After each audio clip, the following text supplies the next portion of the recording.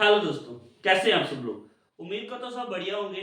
तो दोस्तों आज का हमारा टॉपिक है most important topic Rowlatt act 1919।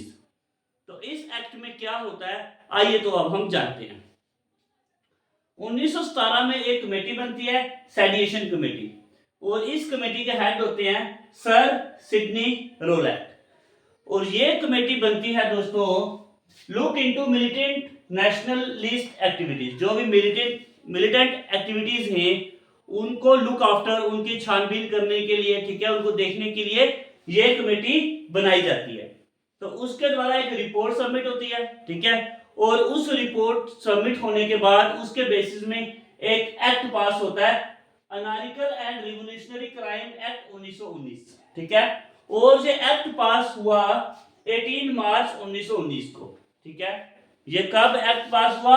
18 मार्च 1919 को, ठीक है।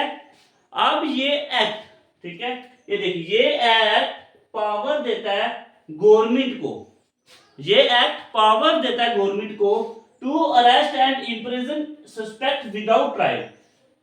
हिंदुस्तान में किसी भी इंसान को गवर्नमेंट जो है वो अरेस्ट कर सकती है, ठीक है, सस्पेक्ट पे वो अरेस्ट कर सकती है बिना किसी ट्रायल के, ठीक है, बिना किसी ट्रायल के उसको अरेस्ट कर सकती है। और उसकी मैक्सिमम सजा कितनी होगी? मैक्सिमम होगी 2 year, okay, without trial for 2 year. किसी को भी जेल में डाल सकती है सस्पेक्ट के बेसिस में 2 साल के लिए, ठीक है। जैसे कि उनको सस्पेक्ट हुआ किसी भी इंसान पे तो उसको उठाएगी जेल में डाल देगी, तो सजा कितनी होगी? 2 साल की सजा के लिए, ठीक है। अब आप बताइए, इस तरह का एक्ट ब्रिटिश गवर्नमेंट ने पास किया, ये हमारे लिए सही था? बिल्कुल भी नहीं, ठीक है। तो अगर किसी में भी डाउट होगा, अगर ब्रिटिश गवर्नमेंट के किसी मेंबर को डाउट हुआ, ठीक है, वो उसको उठाएंगे और जेल में डाल देंगे 2 साल के लिए, ठीक है। और इसीलिए महात्मा गांधी जी ने इसे क्या कहा? ब्लैक एक्ट, ठीक है। और उन्होंने क्या? नो दलील, नो वकील, नो अपील। ना ही हम कोई दलील कर सकते हैं, ना ही हम कोई वकील करेंगे, ना ही हम कोई अपील कर सकते हैं, ठीक है।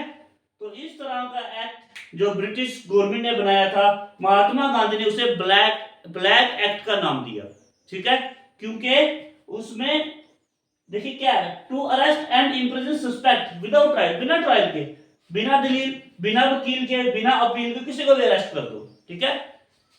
तो इससे क्या हुआ? एक लहर, लोगों के अंदर आक्रोश, जोश भर गया, ठीक है। Wave of anger in all section. हमारे इंडिया में, पूरी इंडिया में एक किस्म का जोश भर गया लोगों के अंदर। लोग ब्रिटिश गवर्नमेंट से इतने ज्यादा गुस्से में थे, ठीक है। तो क्या हुआ? Country wide agitation bye Mahatma Gandhi. Mahatma Gandhi के द्वारा पूरी कंट्री में हड़ताल, ठीक है, पूरी कंट्री में एजिटेशन दिखाया गया। पॉलिटिकल अवेकिंग, हड़ताल, ठीक है, ऑल इंडिया हड़ताल हुई 6 अप्रैल 1919 में, ठीक है। 6 अप्रैल 1919 में पूरे देश भर में हड़ताल होती है। और फिर क्या हुआ दोस्तों?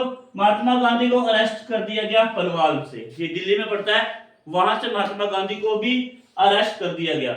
उसके साथ साथ पंजाब के दो leader doctor Satyapal Malik and Saifuddin Kitchlew, इन दोनों को भी अरेस्ट कर दिया गया ब्रिटिश गवर्नमेंट के द्वारा। जैसे इन लोगों को अरेस्ट किया गया दोस्तों, तो और भी गुस्सा जो है वो भारतीय लोगों के अंदर आ गया। तो इसके बाद हम जो नेक्स्ट टॉपिक पढ़ेंगे नेक्स्ट वीडियो में, वो होगा जलियांवाला बाग, ठीक है। तो ये जो गुस्सा जो था ये लोगों ने दिखाया, लोगों ने हड़ताल कर दी। महात्मा गांधी ने भी फर्स्ट टाइम पूरे देश में हड़ताल की, ठीक है। और ये इसको नाम दिया गया ब्लैक एक्ट का, ठीक है। तो ये सारी चीजें हुई रोलैट एक्ट 1919 में, ठीक है।